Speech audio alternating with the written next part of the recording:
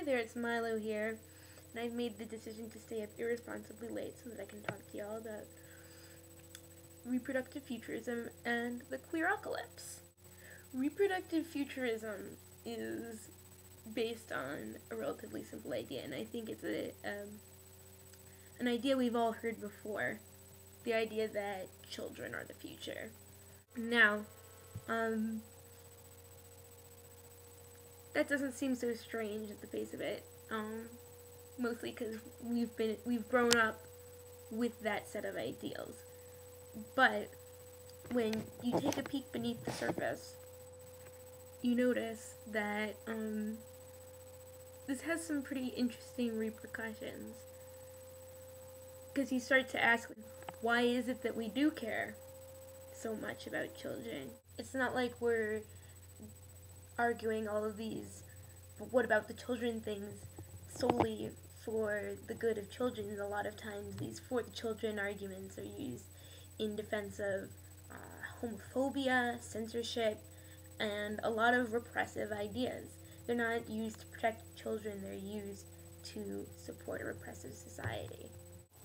What reproductive futurism realizes is that children are being used as a rhetorical tool to support the status quo.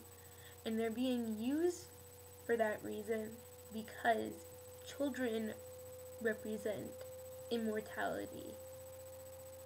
Now that might sound like a stretch, but if you think about how much ego a parent puts into their child, you can see where this comes from.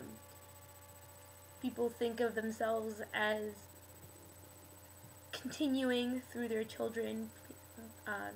They take on the last names of their parents. Lineage is something that is the basis of our society. Without children, we not only lose this patriarchal system of lineage, we also lose this excuse that we have to think of ourselves as mortal.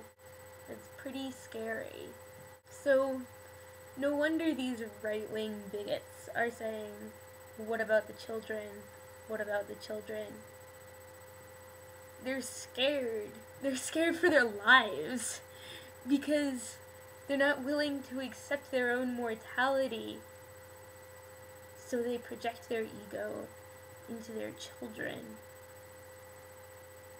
Now this idea isn't harmful to just children, it's harmful to us adults as well.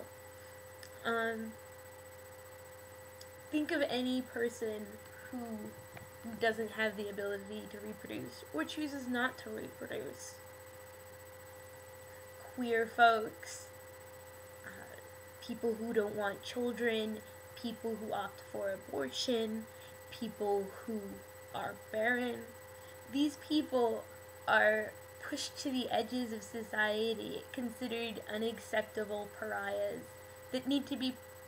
that children need to be protected from, ironically enough.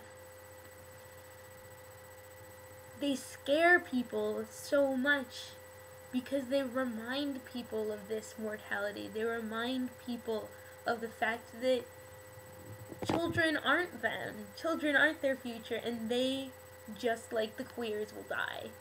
Which brings us to, interestingly enough, the Queerocolypse. The Queerocolypse is the idea of a society that is free of straight folks. There are only queer people, which means at this point there is no more reproduction, and humanity will die because everyone's queer. This is what the right-wingers are so scared of, the idea that everybody's gonna die from becoming gay, or being gay. In the end, children are being used as an elaborate structure of the denial of our own mortality, which incidentally leaves out a lot of us queers, a lot of us who have abortions, a lot of us who can't reproduce or don't want to reproduce for whatever reason.